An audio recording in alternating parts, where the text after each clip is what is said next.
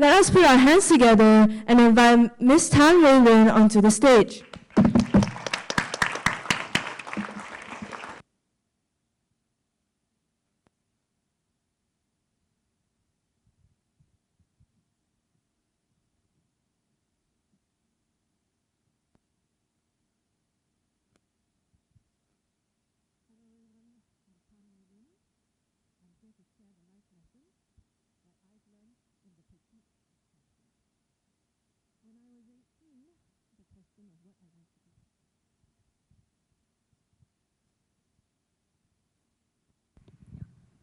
You would think I knew what to do with a mic with my background. Okay, hi everyone.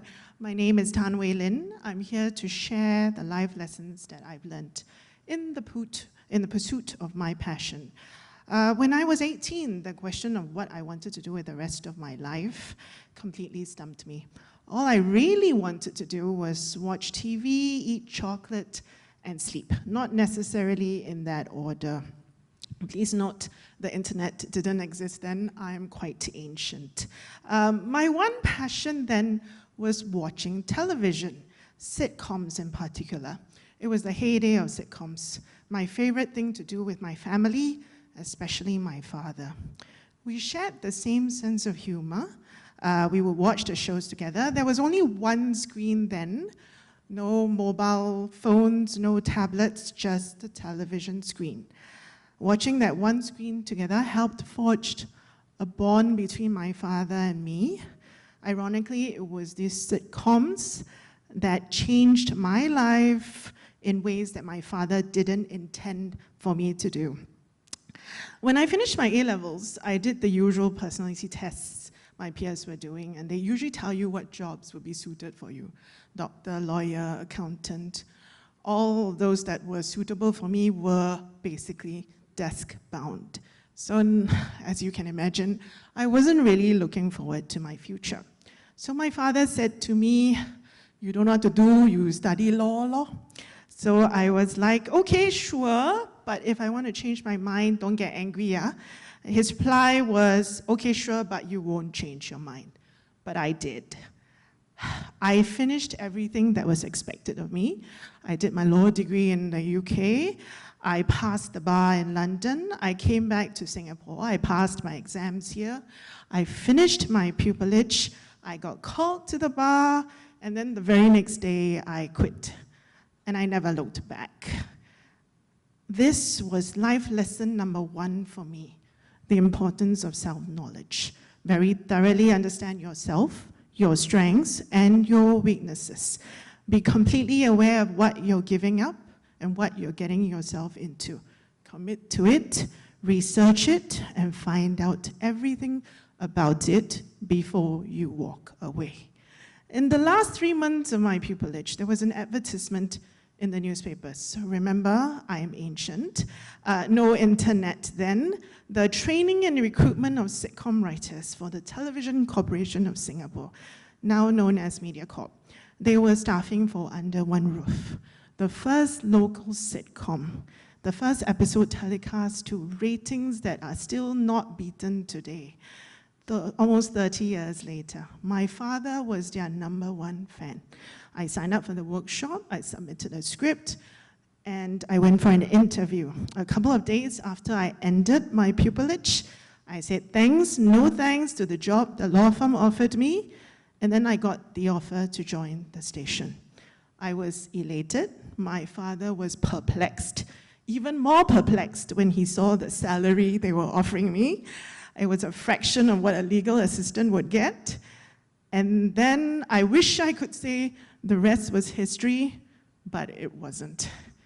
Life lesson number 2 for me, writing was incredibly difficult. I had returned from the UK with a law degree.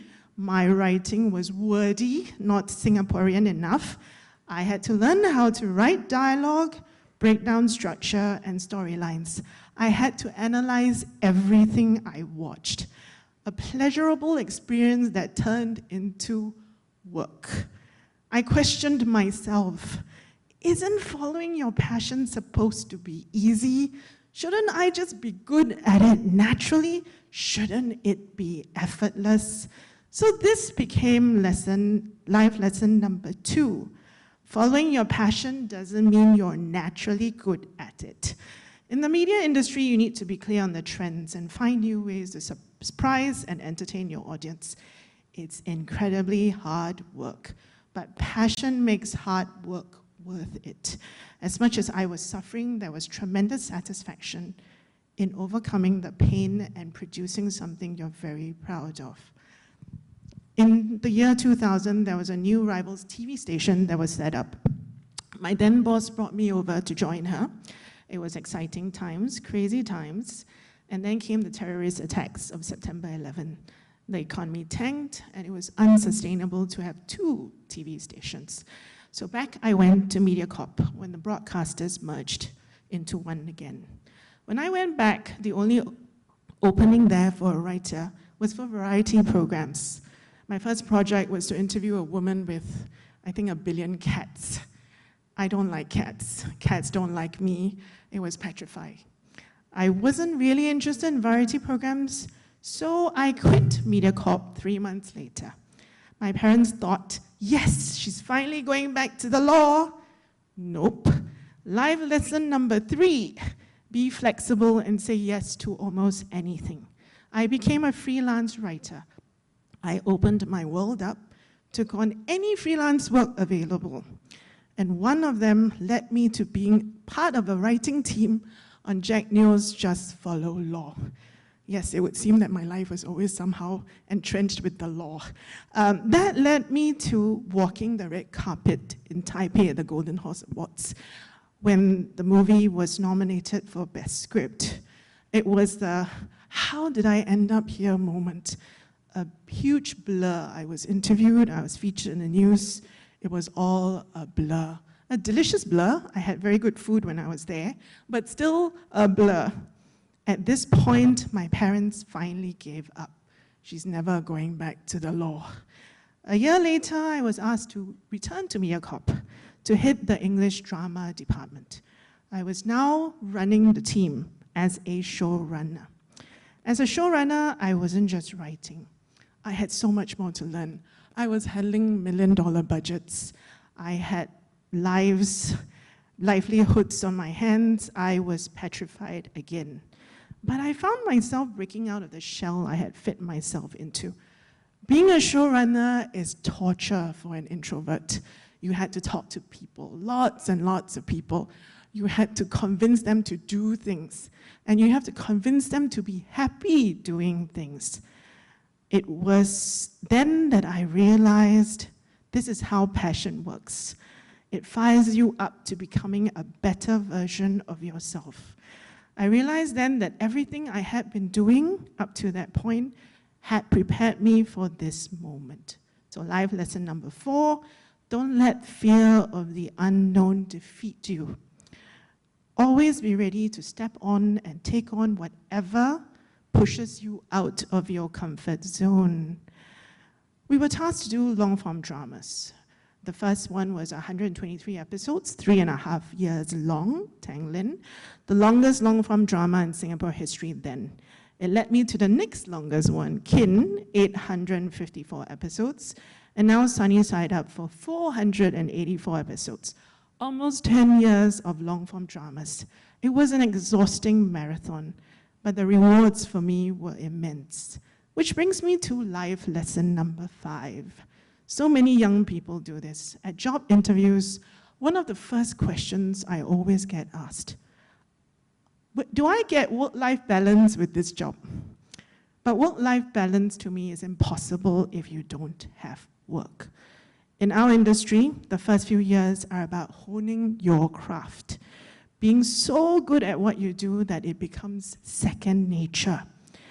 And at that point, when your work becomes effortless, that's when your work-life balances. For the past 20 years, my team has gotten awards, regional awards in Tokyo, in Busan, but my biggest validation, I think, was when my dad came home one day and said to me, "Hey, Uncle so-and-so and Auntie so-and-so watch your shows, you know." I'm Asian and Gen X, so my parents never tell me in words that they love me. but they tell me in so many other ways. And that was my father's way. Years ago, I used to say to him, "You're the reason I'm doing this job, Dad. You're the reason I gave up law to do this. Who asked you to let me watch sitcoms with you?" My dad passed away 2 years ago from cancer and COVID. He's still the reason I do this. I miss him terribly, but he's always with me, inspiring me to tell stories, preferably with comedy. I'd like to thank Alison and team for inviting me here today. Those closest and dearest to me would never define me as a passionate person. In fact, I'm kind of lazy. I'm apathetic even. I would never stand if I can sit. I would never sit if I can lie down, preferably on a couch watching TV. But speaking to you today made me re-examine my life. And I think I can safely confirm that my life has been consumed with passion. It guides all my decisions, conscious and subconscious. It has given me a life with few regrets. It's also given me another P word, purpose. That's my last life lesson so far. Passion gives you purpose. Be purposeful, realistic, and pragmatic in pursuing your passion. Keep your eye on the ball, your feet on the ground, and aim high. I wake up every morning looking forward to the challenges life gives me, because overcoming them gives me a sense of purpose and achievement.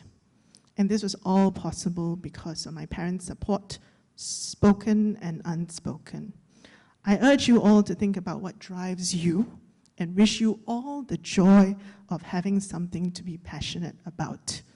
And be nice to your parents, because one way or another, they enable you to have passion. Be grateful for all the gifts you have been blessed with. Thank you for allowing me to share today.